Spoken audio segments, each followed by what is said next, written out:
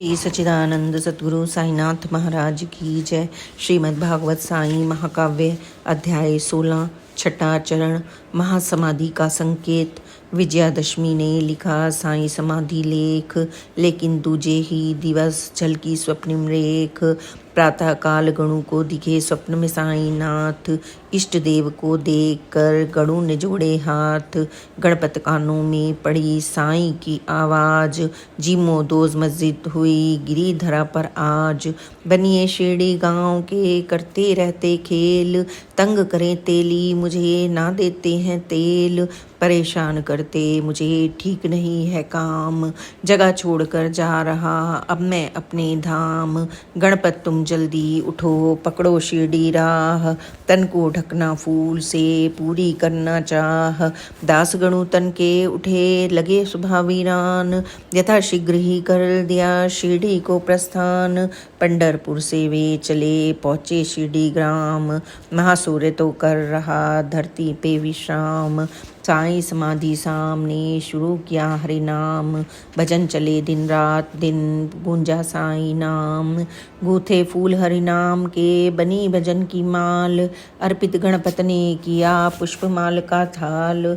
ब्रह्मांड में प्राण स्थित किए साई के निर्वाण से 32 वर्षों पूर्व घटित हुआ एक वाक्या अद्भुत अपूर्व।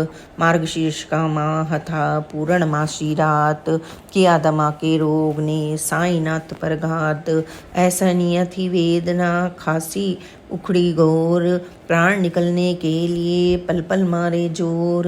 तन की पीड़ा दूर हो मिले रोग से त्राण, साई ने ब्रह्मांड में खींचे अपने प्राण। भगत महालसा को दिया उसी रात आदेश, मैं अब करना चाहता योग्य क्रिया विशेष। यथा शीघ्र होना मुझे गहन समाधि लीन, नहीं जगाना तुम मुझे आगे अब दिन 3 दिनों तक तू भगत रखना मेरा ध्यान। नहीं अकेला छोड़ना सुनो खोल कर कान, और उठाकर तर्जनी किया इशारा दूर। प्राण खींचने में अगर हो जाऊं मजबूर, 3 दिनों के बाद तू इतना कर लेना जान। वापस मैं न खींच सका नश्वर तन में प्राण, मस्जिद के उस छोर पर करना दफन शरीर। और ध्वजा के चिन्ह का लहरा देना चीर, तन की मिट्टी के लिए जगह वही उपयुक्त। इतना कहकर प्राण को किया बदन से मुक्त, प्राणों को ब्रह्मांड से जोड़ लिया तत्काल। योग क्रिया को साध कर लुढ़क गए बेहाल, मूर्छित तन को थाम कर रखा गोद में शीश। रक्षा करते भालसा मालिक हैं जगदीश, 3 दिवस तक ना चली साईनाथ की सांस। नाड़ी में गति थी नहीं सारे भक्त उदास, शिथिल पड़ी थी इंद्रियां तन की हलचल बंद। मुखमंडल का तेज भी पड़ा अल्प मंद, साई अचेतन थे पड़े प्राण वाणी बिल्कुल मौन। सिर्फ महालसा के सिवा मर्म जानता कौन, विषम घड़ी कैसे टले सूझे नहीं उपाय। कुछ ने मृत घोषित किया कौन उन्हें समझाए, साईनाथ को क्या हुआ जान न पाए लोग। सबकी मन इच्छा यही मिले साई का योग, रक्षा करते महालसा पल पल रख कर ध्यान। मन में निश्चित भाव था लौट जाएंगे प्राण, देख परख कर गौर से बोले काशी राम। सद्गुरु साईनाथ तो पहुँचे निज सुखधाम, कुल करने का भी रहा पुख्ता यही विचार। त्याग दिया है साई ने नश्वर यह संसार, जोर मौत पे ना चले कर लो लाख उपाय। तन को अब विश्राम दे सबकी थी यह राय, इसी बीच एक भक्त की गूंजी मस्जिद टेर। जल्दी बाजी ना करो देखो थोड़ी देर, साई को समझो नहीं मामूली एक संत।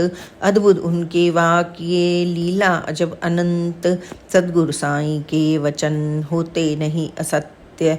लौट जाएगी चेतना यही चिरंतर सत्य, तभी भीड़ के बीच से बोला एक इंसान। शीतल तन कब का पड़ा आए कहाँ से जान, बतलाया था साईं ने निज समाधि स्थान।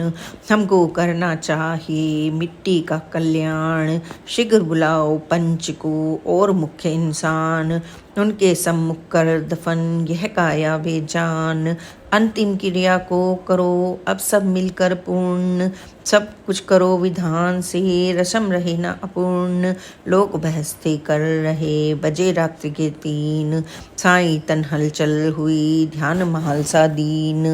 मंथर गति से चल पड़ा साईंनाथ का श्वास, उधर हिला तो जग उठी जीने की अब आस।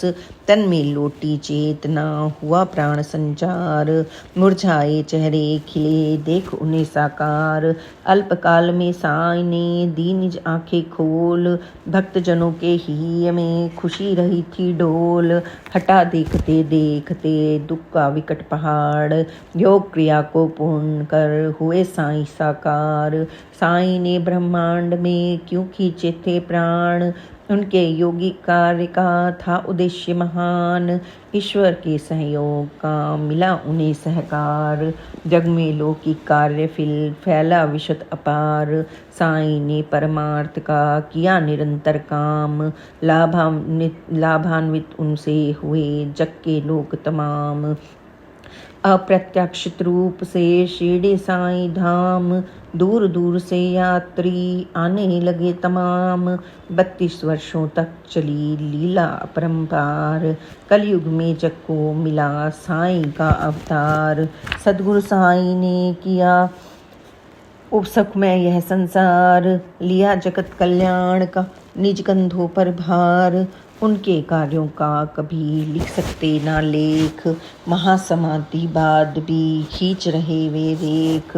अध्याय 16 कंप्लीट संपूर्ण हुआ। आगे की कथा हम कल कहेंगे, आप उसे अवश्य ही सुने और बाबा की कृपा और प्यार को प्राप्त करें। Please like and subscribe this channel. Om Sai Ram, जय साई राम, ओम साई राम।